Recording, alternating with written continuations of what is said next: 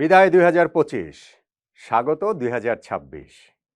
ফেলে আসা বছরটা বাংলাদেশ ক্রিকেটকে যে আনন্দে ভাসিয়ে দিয়েছে, অনেক অনেক খুশির উপলক্ষ এনে দিয়েছে তা কিন্তু নয়।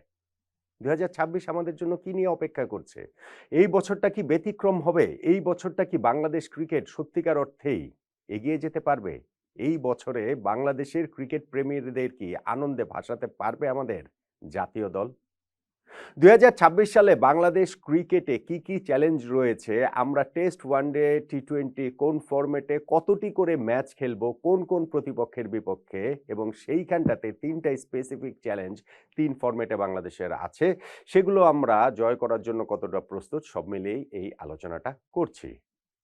২০২৬ সালে বাংলাদেশ টেস্ট ম্যাচ খেলবে ১০টি, ৫টা সিরিজে, প্রতি সিরিজে ২টা করে ম্যাচ। ২০২৬ সালে বাংলাদেশ ওয়ানডে ম্যাচ খেলবে ২১টি, ৭টা সিরিজে, প্রতিটিতে ৩টি করে ম্যাচ।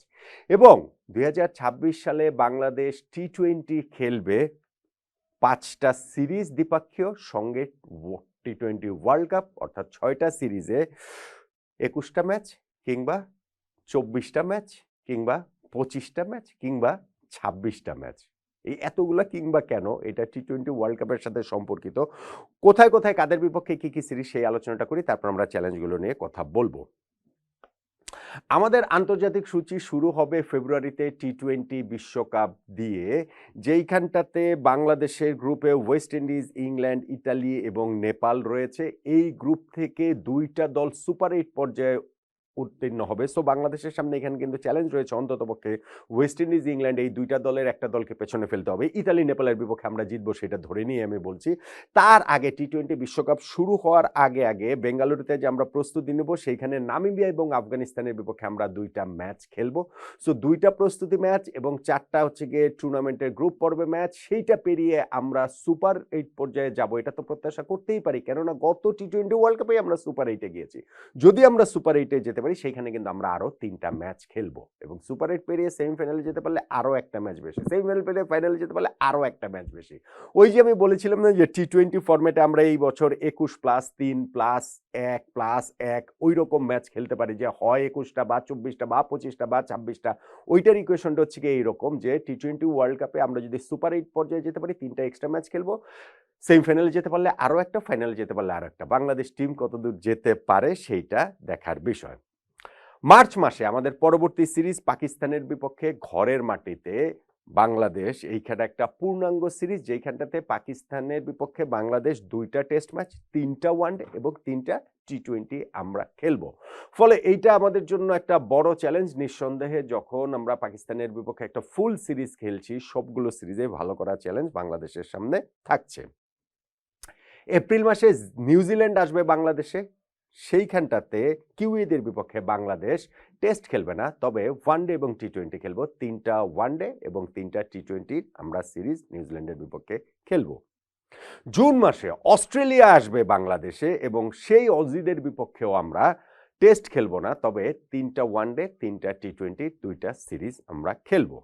এরপর জুলাই মাসে বাংলাদেশ অ্যাওয়ে সিরিজ খেলতে আমরা যাব। বছরের এইখানটাতে এসে আমরা জিম্বাবুয়ের বিপক্ষে সিরিজটাতে অ্যাওয়ে সিরিজে 2টা টেস্ট ম্যাচ খেলবো এবং 3টা ওয়ানডে ম্যাচ জিম্বাবুয়ের বিপক্ষে খেলবো।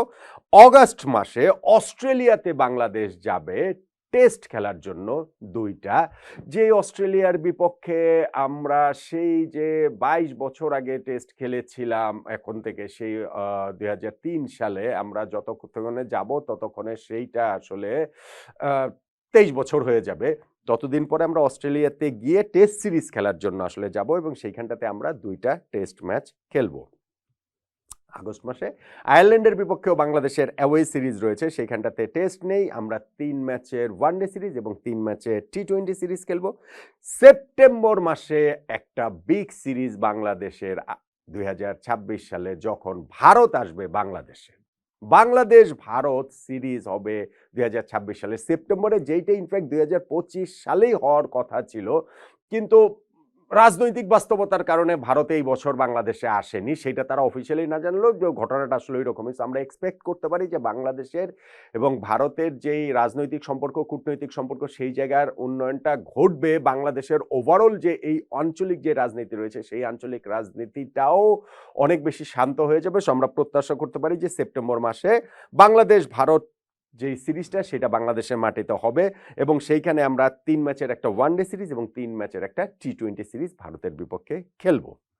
অক্টোবর মাসে ওয়েস্ট ইন্ডিজের বিপক্ষে বাংলাদেশের সিরিজ ঘরের মাটিতে 2 ম্যাচের টেস্ট সিরিজ আমরা তাদের বিপক্ষে খেলবো এবং নভেম্বর ডিসেম্বরে সাউথ আফ্রিকায় যাবে বাংলাদেশ এবং সেইখানটাতে আমরা অ্যাওয়ে সিরিজ খেলবো, যেটা 2টা টেস্ট ম্যাচ এবং 3 ম্যাচের ওয়ানডে সিরিজ আমরা সেইখানটাতে খেলবো।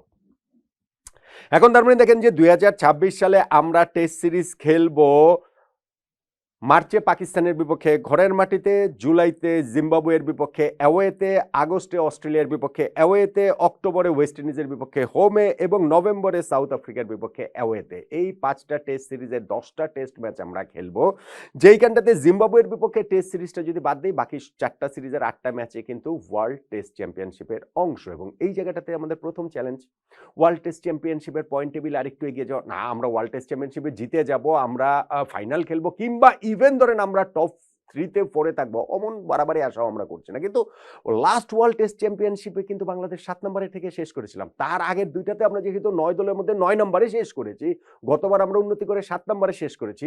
ওয়ার্ল্ড টেস্ট চ্যাম্পিয়নশিপে 12টা টেস্টের মধ্যে 4টা টেস্ট ম্যাচ আমরা জিতেছি। সো এইবার তো আরেকটু এগিয়ে যাওয়ার প্রত্যাশা আমরা করতেই পারি। সেই এক্সপেকটেশন, আমাদের উন্নতির ধারার জায়গাটা যদি ধরে রাখতে চাই, কিন্তু সেইখানটাতে অবভিয়াসলি আমাদের চ্যালেঞ্জ রয়েছে যে Pakistan, Australia, West Indies, south আফ্রিকার মতো দলের বিপক্ষে আমরা সেখানটাতে খেলবো এবং সেই চ্যালেঞ্জটা বাংলাদেশ কতটা নিতে পারে সেটা দেখা যাক। ওয়ানডে সিরিজ বাংলাদেশ 2026 সালে 7টা সিরিজ আমরা খেলবো, প্রতি সিরিজে 3টা করে ম্যাচ, টোটাল 21টা ম্যাচ। মার্চে পাকিস্তানের বিপক্ষে ঘরে, এপ্রিলে নিউজিল্যান্ডের বিপক্ষে ঘরে, জুনে অস্ট্রেলিয়ার বিপক্ষে ঘরে, জুলাইতে জিম্বাবুয়ের বিপক্ষে অ্যাওয়েতে, আগস্টে আয়ারল্যান্ডের বিপক্ষে অ্যাওয়েতে, সেপ্টেম্বরে ইন্ডিয়ার বিপক্ষে ঘরে, নভেম্বরে সাউথ আফ্রিকার বিপক্ষে অ্যাওয়েতে আমরা ম্যাচ খেলবো। এই যে 7টা সিরিজে যে 21টা ম্যাচ আমাদের জন্য ভীষণ ভীষণ গুরুত্বপূর্ণ, কেননা এই ওয়ানডে সিরিজের এই ম্যাচগুলোর উপরে নির্ভর করবে 2027 সালের ওয়ানডে বিশ্বকাপে আমরা সরাসরি কোয়ালিফাই করতে পারবো কি পারবো না।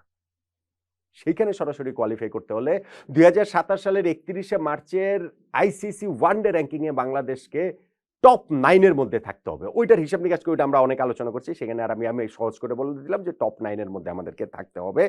সেই জন্য আসলে এই ওয়ানডে সিরিজগুলো বাংলাদেশের ভীষণ ভীষণ ভীষণ রকমের গুরুত্বপূর্ণ, এই 21টা ওয়ানডে ম্যাচ।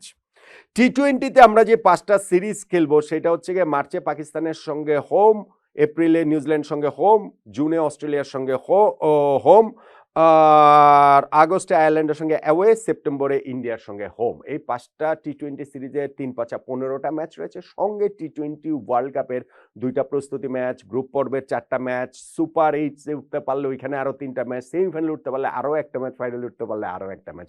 এখানকার চ্যালেঞ্জটা তো বুঝতেই পারছেন যে মূল চ্যালেঞ্জটা টি-20 ওয়ার্ল্ড কাপে বাংলাদেশ কতটা ভালো করে, যেইটা দিয়ে আমাদের 2026 সালের এই ক্রিকেট ক্যালেন্ডার, ইন্টারন্যাশনাল ক্রিকেট ক্যালেন্ডারটা শুরু হচ্ছে। এবং গত টি-20 ওয়ার্ল্ড কাপে বাংলাদেশ যেহেতু সুপার 8 আমরা উঠেছিলাম গ্রুপ পর্ব পেরিয়ে, এইটা হচ্ছে মিনিমাম এক্সপেকটেশন, এর চেয়ে কম হলে আসলে হবে না।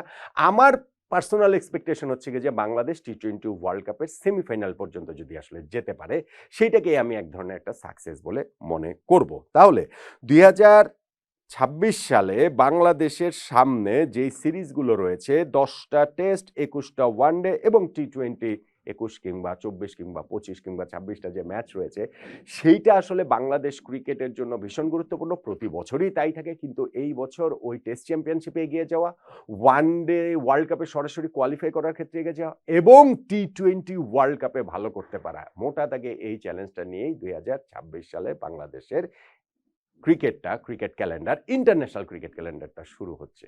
সেই চ্যালেঞ্জে বাংলাদেশ আসলে কতটুকু জিততে পারবে, আমি তো বাংলাদেশকে নিয়ে আশাবাদী, সব সময়ের মতোই আশাবাদী। ভীষণ হতাশার সময়ও বাংলাদেশ ক্রিকেটকে নিয়ে আশাবাদী। আপনি কতটা আশাবাদী জানাতে পারেন।